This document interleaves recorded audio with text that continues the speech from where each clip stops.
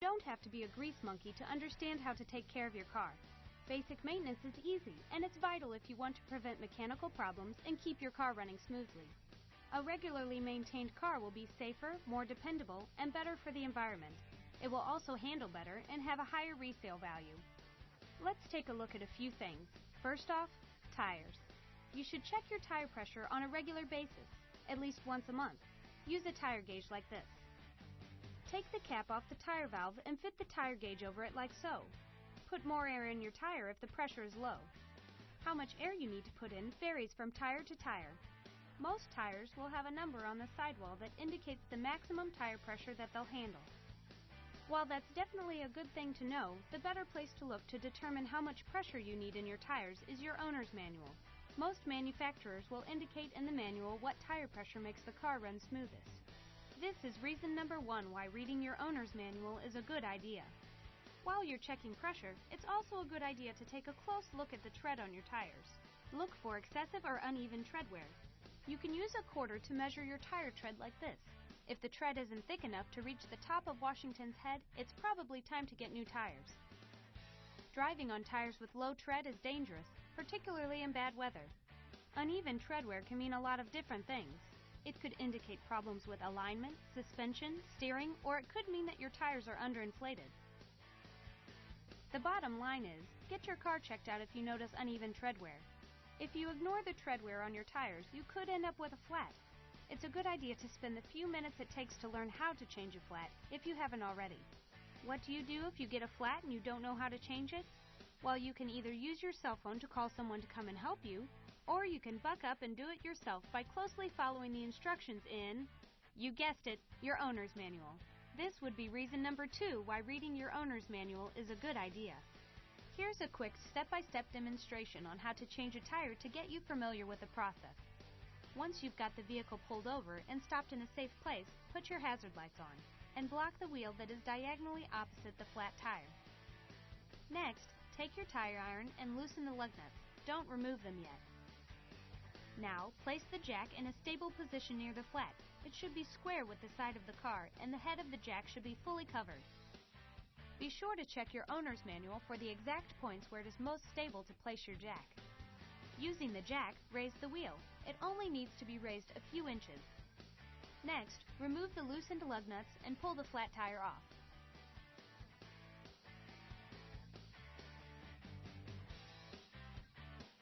Fit the spare tire firmly in place and tighten the lug nuts in a star pattern, like this, to ensure that the spare is flush with the mounting surface behind it.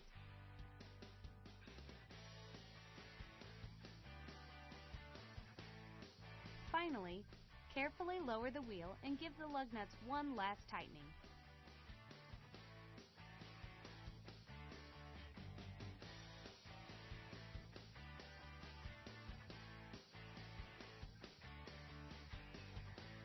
At this point, you're ready to go, but remember, all cars are different. Read your owner's manual for more specific information about how to change the tires on your car. Finally, on the subject of tires, a reminder. Be sure to check the tire pressure on your spare every month or so. You don't want to get caught with a deflated spare tire. Next up, the ever-reliable jumper cable. Something else you definitely want to know how to use. It's really easy to forget to turn your lights off and drain your battery. Some people do it on a regular basis. What if your battery is dead and you haven't learned how to jumpstart a car? Once again, our trusty owner's manual comes through for us. Reason number 3 to check it out. Most owner's manuals will show you how to jumpstart your car. If your battery is dead, jumper cables will allow you to connect to another car's battery to start your engine. Here's a lesson in how to use them properly. After the cars have been positioned next to each other, turn their engines off and open both hoods. Next, carefully attach the red cables to the positive terminals of each battery, starting with the dead battery.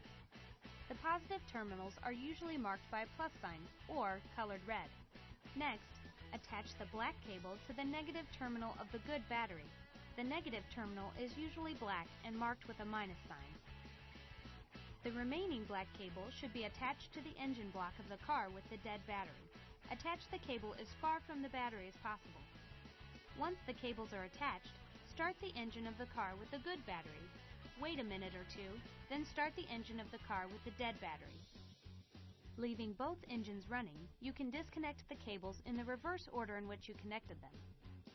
First, the cable attached to the engine block, then the black negative cable from the booster car, then the red positive cable from the booster car, and finally the red positive cable from the car you've just jump-started.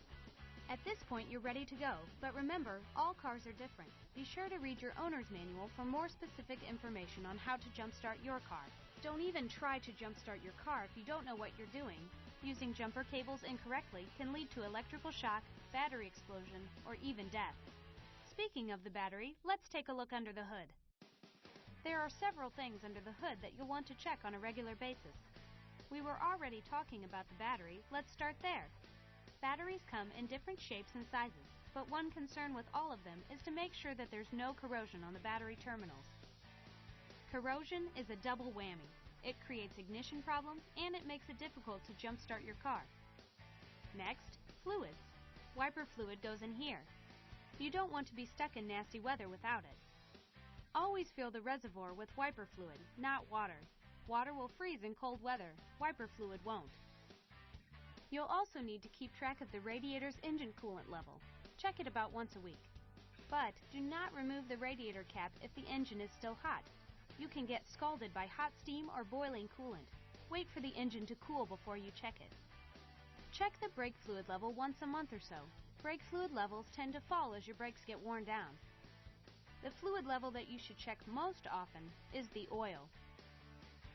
You should check it at least twice a month. Simply take out the dipstick, wipe it off, stick it back in there, and then check it again. If the level is low, add oil, and always remember to change your oil every 3 months or 3,000 miles, whichever comes first. The longer oil stays in your car, the dirtier it gets, and the less it will lubricate your engine. If you let it get too dirty, the engine will overheat and do some serious damage.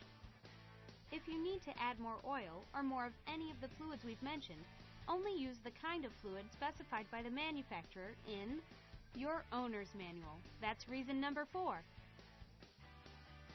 The next basic maintenance tip: stay aware of the different gauges and indicator lights on your dashboard. Paying attention to them and knowing what they mean helps a lot in preventing and fixing problems. The temperature gauge here indicates, well, the engine's temperature.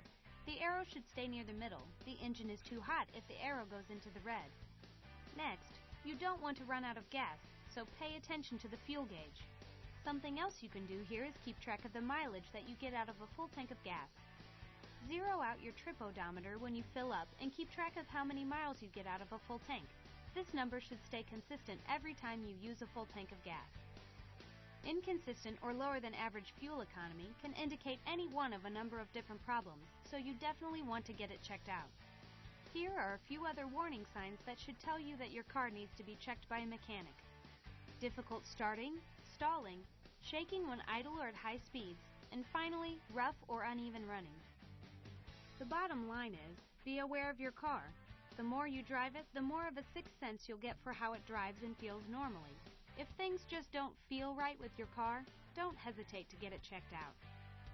So to review, keep an eye on your tires, maintain your fluids, watch the warning signs your car gives you, and fix problems as soon as you notice them.